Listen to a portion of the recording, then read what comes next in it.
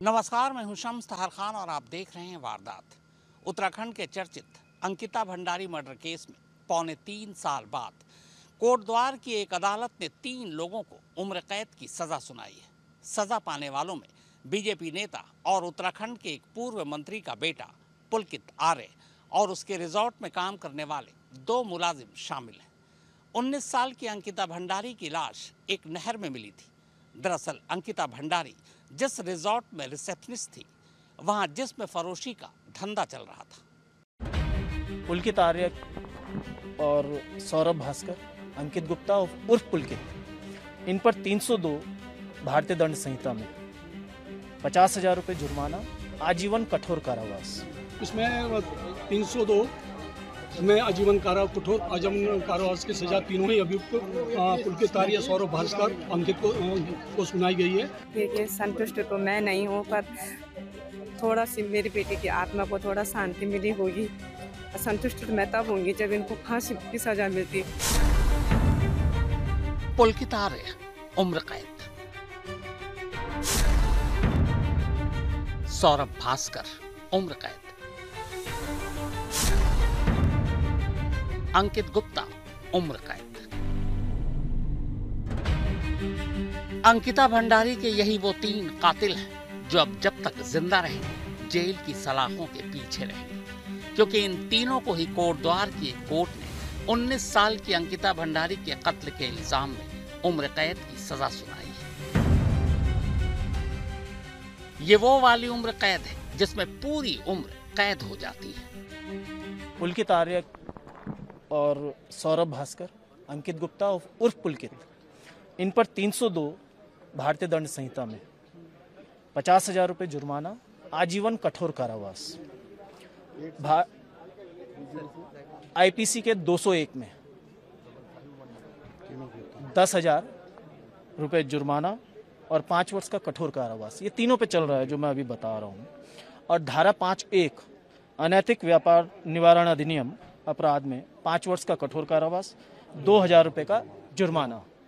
और जो पुलकित आर्य मुख्य अभियुक्त है उस पर 354 का भारतीय दंड संहिता में 2 वर्ष का कठोर कारावास और 10,000 रुपये जुर्माना ये आरोपित किया गया है।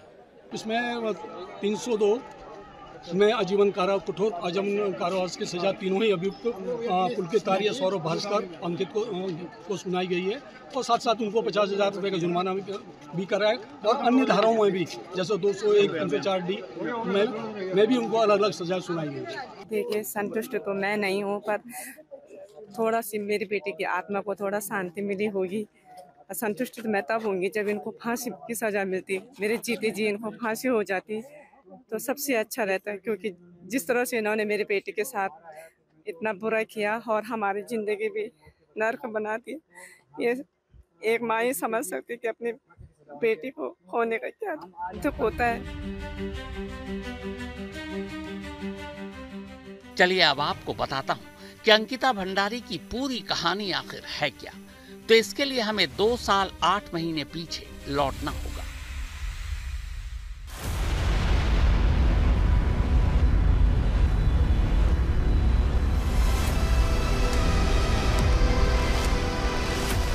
ऋषिकेश के करीब ये चीला बैराज है। इसे आप बांध भी कह सकते हैं। जरूरत के हिसाब से इस बैराज या बांध से पानी छोड़ा और रोका जाता है। वो 18 सितंबर की रात थी जब ठीक इसी जगह से 19 साल की अंकिता भंडारी को पानी में फेंका गया था, वो भी जिंदा।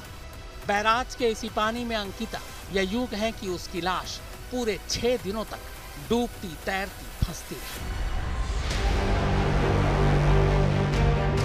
फिर आखिरकार 6ठे दिन इस बैराज से करीब 8 किलोमीटर दूर चीला पावर हाउस के करीब अंकिता की लाश बरामद हो जाती है। अब सवाल यह है कि 6 दिनों में अंकिता की लाश सिर्फ 8 किलोमीटर दूर तक ही क्यों पहुंची?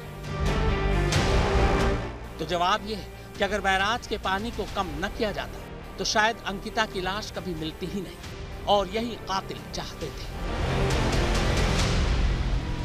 मगर शुक्र है कि न सिर्फ अंकिता की लाश मिली, बल्कि इसके साथ ही ये खुलासा भी हो गया कि अंकिता को मारा गया है। मारा गया है क्योंकि वो एक ऐसा सच उजागर करने जा रही थी जो कातिलों को कतई बर्दाश्त नहीं था।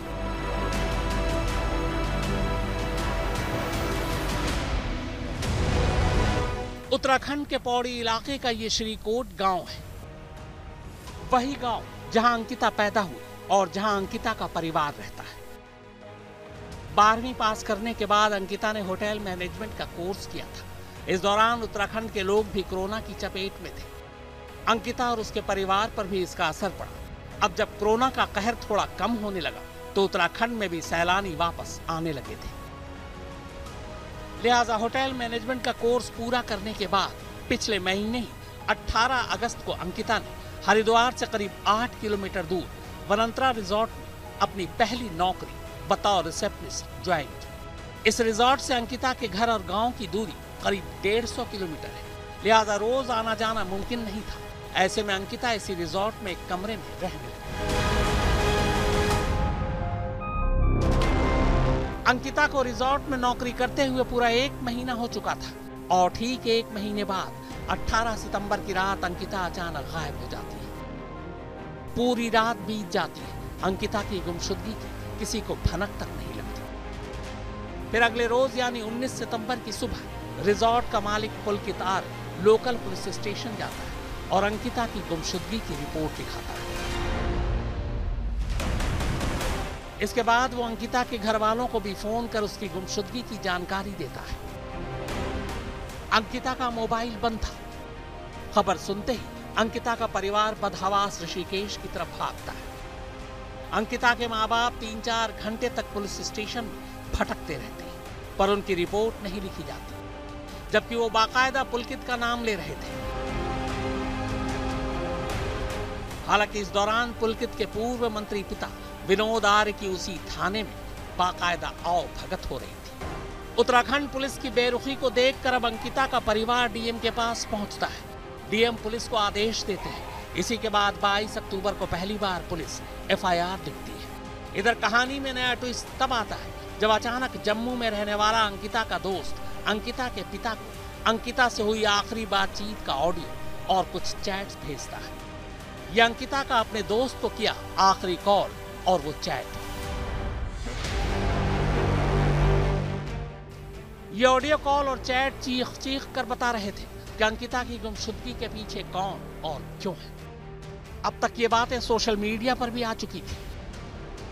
उत्तराखंड के पूर्व राज्य मंत्री विनोद आर्य और उनके साहबजादे पर अब दबाव बढ़ने लगा था। लिहाजा देहरादून से हुक्म हुआ और 23 सितंबर को पूर्व मंत्री जी के बेटे पुलकित आर्य, रिजॉर्ट का मैनेजर सौरभ भास्कर और एक और स्टाफ अंकित गुप्ता को गिरफ्तार कर लिया गया।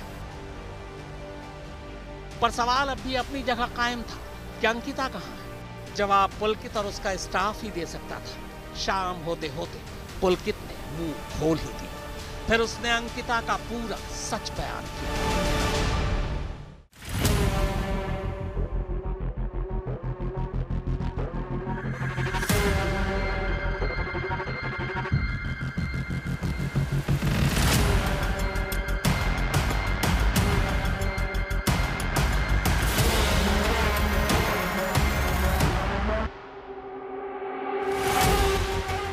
पुलकित, उसके मैनेजर और स्टाफ ने जो कहानी सुनाई वो कुछ यूं थी।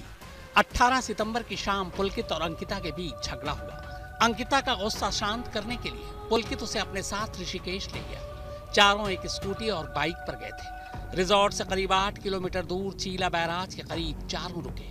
वहां पुलकित और उसके स्टाफ ने शराब पी। कुछ देर रुकने के बाद चारों वापस लौटने लगे, लेकिन तभी अंकिता फिर भड़क उठी। एक बार फिर पुलकित के साथ उसका झगड़ा हुआ। तब ये लोग बैराज के किनारे खड़े थे। नीचे बैराज का पानी बह रहा था। झगड़े के दौरान अचानक पुलकित ने अंकिता को धक्का दे दिया, जिससे वो बैराज में जा गिरी। मगर इसके बावजूद तीनों उसे बचाने की बजाय स्कूटी और बाइक पर वापस रिजॉर्ट की तरफ चल पड़ते हैं। इत्तेफाक से रास्ते में एक जगह सीसीटीवी कैमरा लगा है। इस कैमरे की तस्वीरें पुलिस के कब्जे में है। कैमरे में साफ दिख रहा है कि चीला बैराज जाते वक्त स्कूटी और बाइक पर 4 लोग थे, मगर लौटते वक्त सिर्फ 3। अंकिता गायब थी। पूरी रात गुजारने के बाद पुलकित ने खुद ही पुलिस स्टेशन जाकर अगले दिन अंकिता की गुमशुदगी की रिपोर्ट लिखा दी, ताकि कोई उस पर शक न करे। अब अंकिता को धक्का देकर मारने की बात तो पुलकित और उसके स्टाफ कबूल कर चुके थे, मगर 18 सितंबर की शाम से रात तक अंकिता के साथ पुलकित का झगड़ा क्यों हो रहा था? बैराज के पास अंकिता ने पुलकित को ऐसा क्या कहा कि उसने उसे धक्का दे दिया? ये सच अब भी पुलकित छुपा रहा था, मगर अब तक पुलिस के हाथ अंकिता के जम्मू वाले उस दोस्त का ऑडियो और चैट लग चुका था। कहानी थोड़ी थोड़ी साफ हो रही थी। ऑडियो और मैसेज वो वजह भी बता रहे थे जिस वजह से अंकिता की जान ली गई। दरअसल अंकिता की मौत के पीछे रिजॉर्ट में खेला जा रहा एक घिनौना खेल था।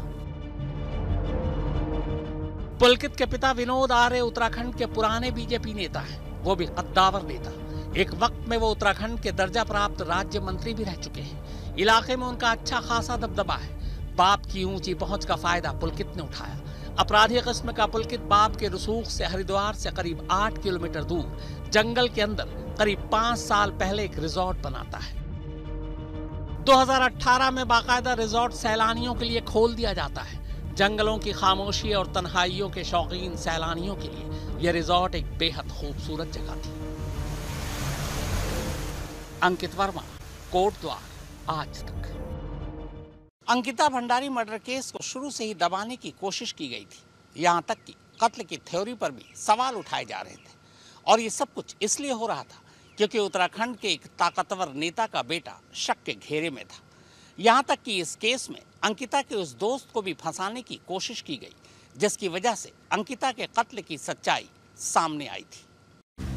कोरोना की वजह से रिजॉर्ट के बिजनेस पर थोड़ा असर पड़ रहा था। जंगल के बिल्कुल अंदर होने की वजह से भी इसके बारे में सैलानियों को कम ही जानकारी थी। ऐसे में रिजॉर्ट चलाने के लिए पुलकित ने इसी रिजॉर्ट में दुनिया के सबसे पुराने धंधे को भी चलाने का फैसला किया। धंधा यानी जिस्म फरोशी। इत्तेफाक से महीना भर पहले अंकिता यहाँ बतौर रिसेप्शनिस्ट नौकरी करने आई थी। पुलकित ने अंकिता को अपना रिजॉर्ट चलाने के लिए उसी धंधे में धकेलने के लिए मजबूर करना शुरू किया। वो उससे सैलानियों के कमरे में जाने को कहता। अंकिता इसके लिए तैयार नहीं थी, और उसके साथ जो कुछ हो रहा था वो अपने माँ बाप को बता भी नहीं सकती थी। लेकिन उसका एक दोस्त जम्मू में था, उसने सारी बातें उससे शेयर की, जो इस केस में सबसे अहम सबूत साबित हुआ। और आखिरकार उसी के आधार पर पुलकित आर्य, सौरभ भास्कर और अंकित गुप्ता को अदालत ने मुजरिम करार देते हुए उम्र कैद की सजा सुनाई। अंकित वर्मा, कोटद्वार, आज तक। तो वारदात में फिलहाल इतना ही, मगर देश और दुनिया की बाकी खबरों के लिए आप देखते रहिए आज तक।